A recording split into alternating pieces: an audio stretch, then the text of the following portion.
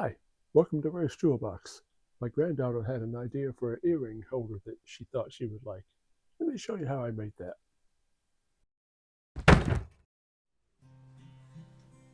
Basically, it was a frame that had several rods across it to hang hook earrings on. I thought I would build on that idea and came up with the jewelry box.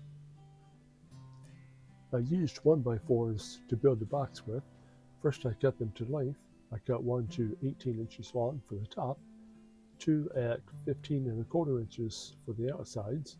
When I cut the bottom of those, I cut one side to 1/4 inch shorter and put the shorter side on the back. That made the entire box lean back slightly, made the doors easier to clear the table when you open them. I cut one 1x4 to 14 1/4 inches for the vertical divider inside, and one at 14 1/2 inches for the bottom of the box, and then one at 9 1/2 inches long for the top of the drawer compartment. The box itself is 3 1/2 inches deep inside. It measures 16 inches by 16 inches. It has 3/16-inch brass rod in it to hold the hook style earrings, and I wanted to include a drawer to hold stud earrings and regular earrings. I spaced the brass rods to accommodate different size earrings. The top rod I put at 1.5 inches from the inside top of the box. The second one I put down at 2 inches from the first one, and the third one has 3 inches between that one and the second rod. There's 4 1/2 inches under the last rod for the larger earrings, giving the inside area 11 inches tall before the drawer for the rings. The inside area where the rods are is 9 1/2 inches wide. There's a vertical divider making a second area on the right for necklaces. That space is 4 1/2 inches wide by 14 1/2 inches tall. Then I just fastened everything together with the staple gun.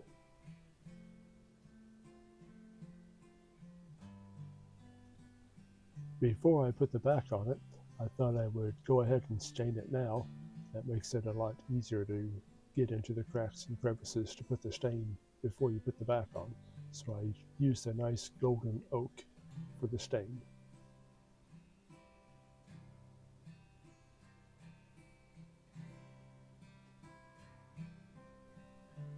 I used a piece of paneling for the back. It was already the right color, so I didn't need to stain it, just staple it on.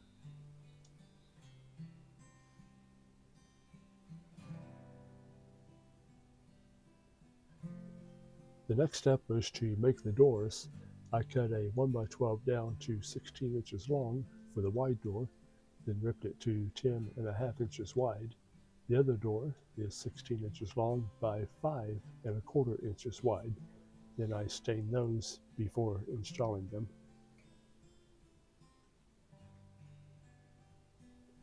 To fasten the doors, I decided to use a piano hinge. I thought that was the best choice. I thought it would look the best on this project. I wasn't sure what type of catch to put on to keep the doors closed, but I found some magnetic catches that were fairly thin, so I thought that would work the best to keep the doors tight but not be bulky. I had a pair of glass antique looking knobs that I put on to open the doors with.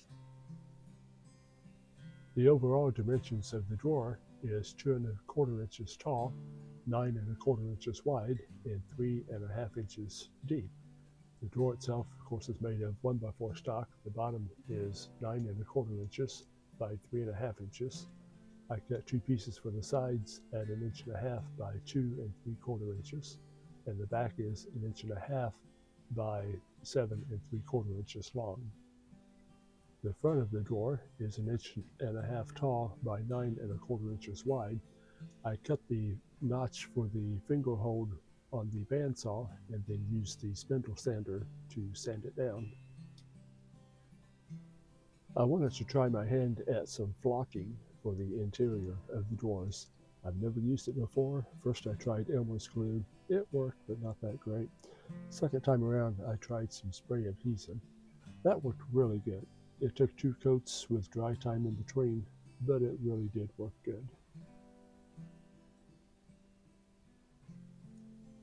I sealed everything with a good coat of polyurethane. After that dried, I applied the name with some decals on the front, and then sealed that with 2 more coats of polyurethane just to kind of seal everything in, smooth over the edges. The last step was to install some coffee cup hooks in the top and made room for some necklaces to hang. You may have noticed when I cut out my pieces, I doubled the amount and made 2 of these. I think they look pretty sharp.